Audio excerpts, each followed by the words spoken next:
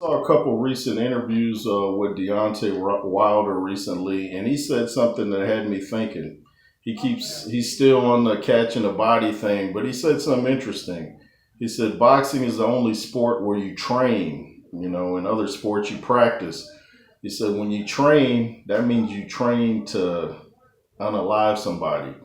I was like, that is kind of deep because in football you practice, in baseball you practice, in soccer you practice, basketball you practice, in boxing you train. But you know what other sport you train in? That's bodybuilding.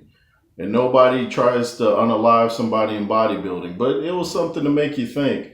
But Deontay sounds like he's focused again. He sounds like, he had a lot of people that backstabbed him and now he's gotten rid of them.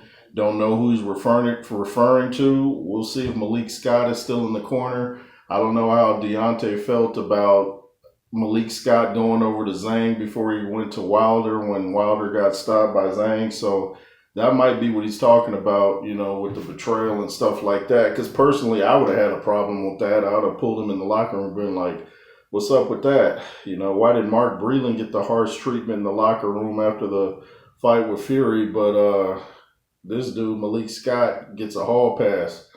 We'll see. But I'm also hearing talks about Anthony Joshua fighting Jared Anderson. I think that would be an excellent fight, better than the Char fight. I didn't want to see that. I did a video about that. And I think AJ versus Anderson would be great test for both guys. I would really like to see that. They're throwing a lot of names out there for AJ, but I think Jared Anderson would be the perfect comeback fight for him, and it'll show us where both guys are at. And the winner of this fight will continue, and the loser either retires or becomes a gatekeeper. But that's what's going on in the heavyweight division. We'll see. I'm hearing stuff about Joseph Parker might fight Derek Chisora again. Don't really want to see that. Dillian White, is supposed to fight Moses Atalma. Oh, and shout out to BWTM Sports and Gaming, my dude Ingram. He just posted that Vlad Sarenko, my homie, Vlad Sarenko, trained by James Bashir, is supposed to have a WBC type of fight coming in July 19. I'm not sure about the opponent, but shout out to Vlad Sarenko and James Bashir. They're finally getting their shot. And I'm just trying to think of the news I've been hearing in the heavyweight division. As far as I know, Tyson Fury still retired. We got Usyk Dubois 2 coming up.